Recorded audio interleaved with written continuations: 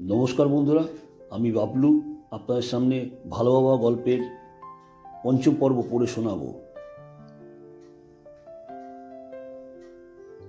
সন্তানের জন্য এক বাবার অভিনব লড়াই। অর্জুনবাবু আজ মনে মনে ঠিক করে ফেলে একটা কাজ জোগাড় করতে হবে, যাতে প্রতি মাসে কম বেশি একটা টাকা পাওয়া যায়। তাতে কিছুটা উপকার হবে।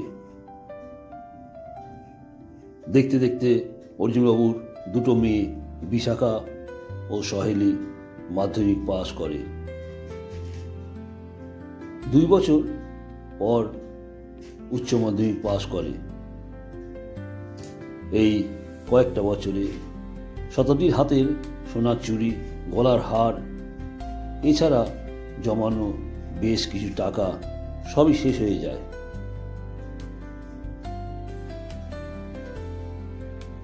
বিশাখা সরকারি মেডিকেল কলেজে ডাক্তারি পড়ার সুযোগ পায়। সহেলি বোন বিশাখার মতন একটা কিছু ভেবেছিল, কিন্তু অর্জুনবাবু এসবে মত দেয়নি। অর্জুনবাবুর স্বপ্ন ছিল নিজে আইপিএস হবে, কিন্তু এই আশা পূরণ হয়নি। তাই তার ইচ্ছা বড় মেয়ে সহেলি এই স্বপ্ন পূরণ করবে।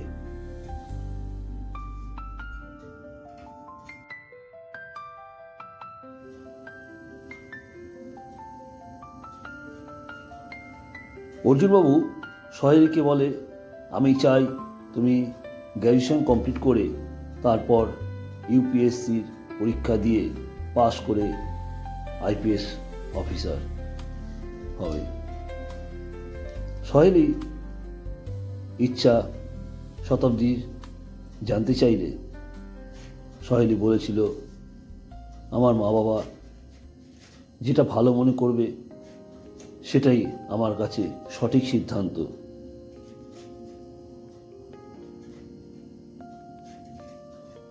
সহেলি বলে, মা, পড়াশোনা এত খরচ, বাবা পারবে কি করে?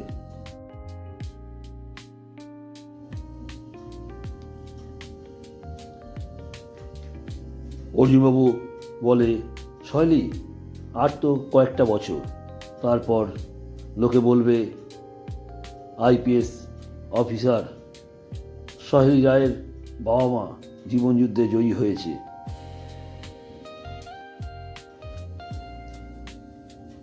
সহেলি 3 বছর পর গ্র্যাজুয়েট হয়।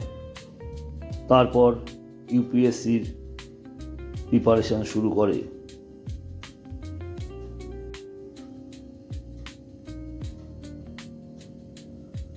সহেলি কয়েকটা বছর চেষ্টা ও কঠিন পরিশ্রমে ইউপিএসসির পাস করে। প্রথম 25 বছর বয়সী মহিলা আইপিএস অফিসার হয়। এটা রেকর্ড।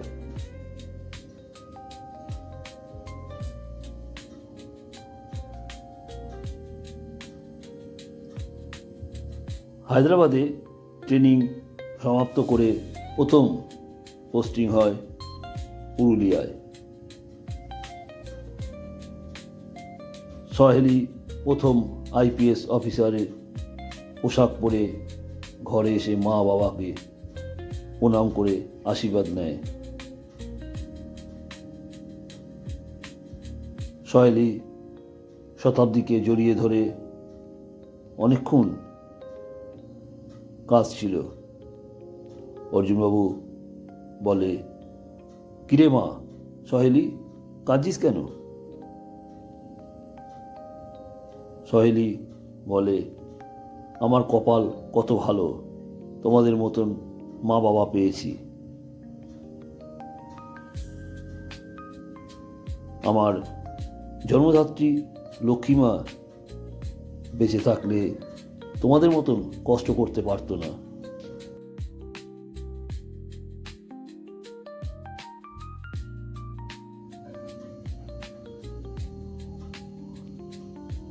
জীবনের সব সঞ্চয়টুকু শেষ করেছ আমাদের দুই বোনকে মানুষ করতে।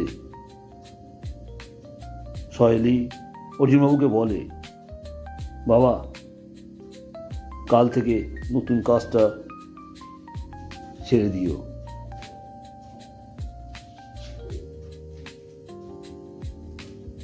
তুমি কোনো চিন্তা করো না, আমরা দুই বোন যথেষ্ট ভালো ইনকাম করি। তোমাদের দায়িত্ব এখন আমাদের দুই বোনের ওপর।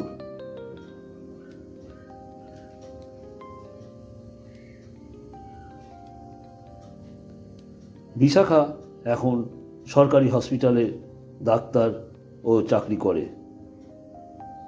সহেলি পুরুলিয়ায় পোস্টিং, প্রায় 6 মাস হলো। সহেলি প্রতিদিন মা, বাবা, বোন বিশাখাকে ফোন করে। শতাব্দীর মায়ের মন। বড় মেয়ে সহেলির ঘর ছেড়ে এত দূরে কিভাবে আছে, কি খাচ্ছে।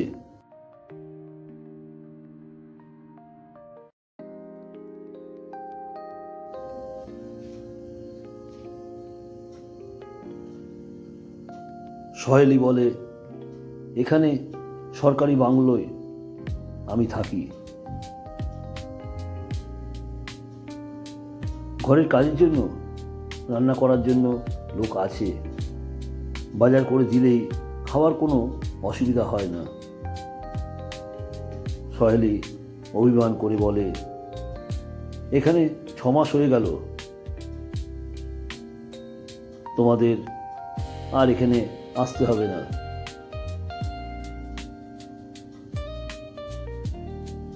আমার কপাল খারাপ, মা বাবাকে সেবা করার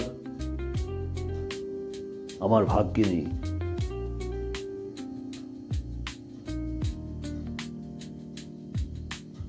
শতাব্দী বড় মেয়ে সহেলিকে বলে, আর তোর পাকা পাকা কথা বলতে হবে না, আমি তোর বাবা। সামনের সপ্তাহে সোমবার তোর ওখানে পৌঁছাবো।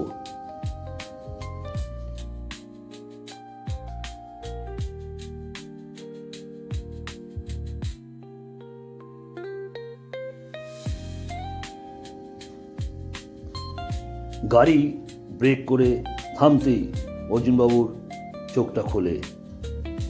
এক অফিসার বলে, বাবুজি, ম্যাডামের বাংলো এসে গেছে, নেমে আসুন।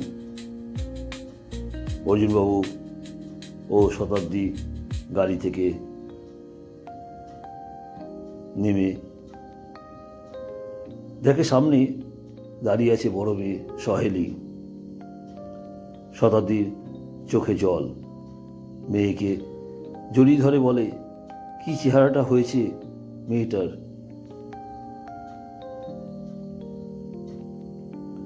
সহেলি বলে, মা, তোমাদের ছেড়ে এই প্রথম এখানে একা,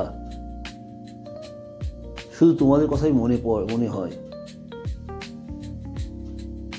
এখন তুমি আর বাবা এখানে থাকো, আমিও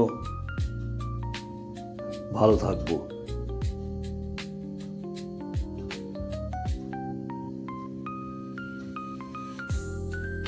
সহেলি বলে, ঘরে চলো, রাত অনেক হয়েছে।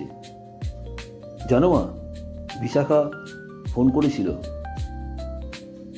আমার এখানে আসার খুব ইচ্ছা ছিল, কিন্তু হসপিটালে রোগী দেখার চাপ অনেক, তাই পরে আসবে।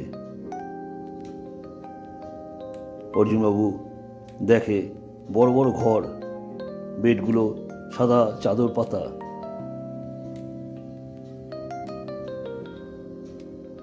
পাশে আরো 3টে ঘর, একটা ঘর ও ঘরের লাগোয়া জায়গা অফিস। সেখানে অনেক পুলিশকর্মী কাজ করছে।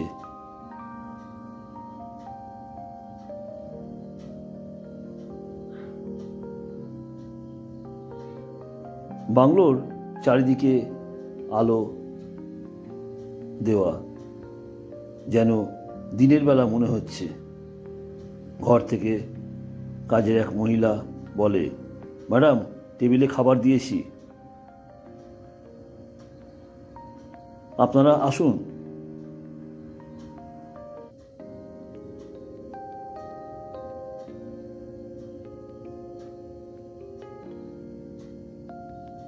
খাবার শেষে সহেলি বলে, মা, তোমরা এই ঘরটায় শুয়ে পড়ো, কালকে সকালে দেখা হবে।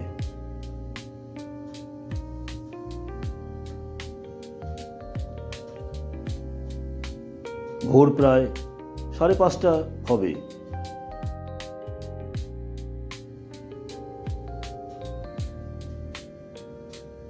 ঘন্টা শব্দে অর্জুনবাবুর ঘুম ভেঙে যায়। স্ত্রী শতাব্দীর ঘুম থেকে উঠে পড়েছে। পাশের ঘরে সহেলি পুজো করছে। দুইজনে আস্তে আস্তে পাশের ঘরে হাজির হয়। দেখে সুন্দর একটা মার্বেলের সিংহাসন, তার সামনে চোখ বন্ধ করে হাত দুটো জড়ো করে প্রণাম করছে আর প্রার্থনা করছে।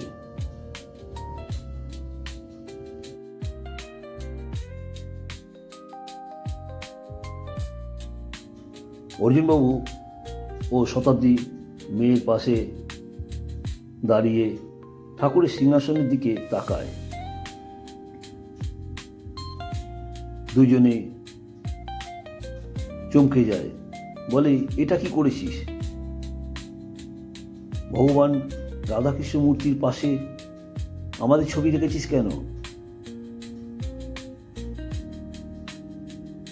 সহেলি মা বাবাকে প্রণাম করে বলে, তোমরা আমার কাছে ভগবান, তাই ভগবানের পাশে রেখে পুজো করি।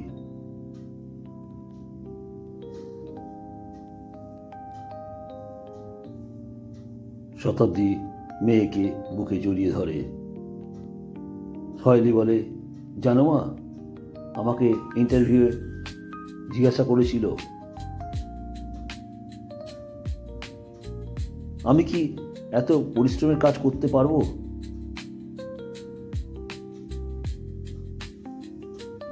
কিছুক্ষণ চুপ করে পরে বলেছিলাম,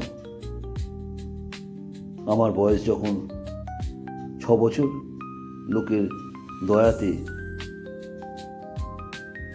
পরোটা, আলুর দম, কোনোদিন বিস্কুট খেয়েই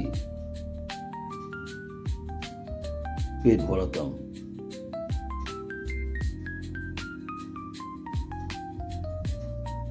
গায়ে একটা জামা জুটতো, শীতের কষ্ট কি জিনিস জানতাম না, কারণ ছোটবেলায় মা বাবা মারা যায়।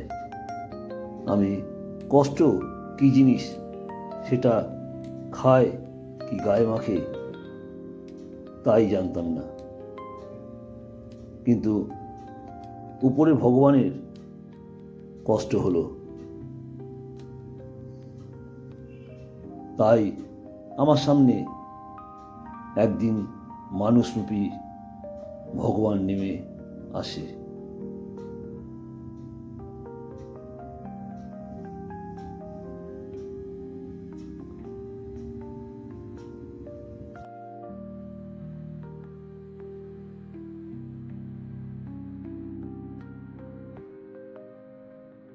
নমস্কার বন্ধুরা, আমার গল্পের পরবর্তী অংশ আগামীকাল শুনবেন। আমার গল্প ভালো লাগলে একটা লাইক, একটা শেয়ার ও কমেন্টস, আপনাদের মতামত আমাকে অনুপ্রাণিত করবে নতুন গল্প লিখতে। ধন্যবাদ।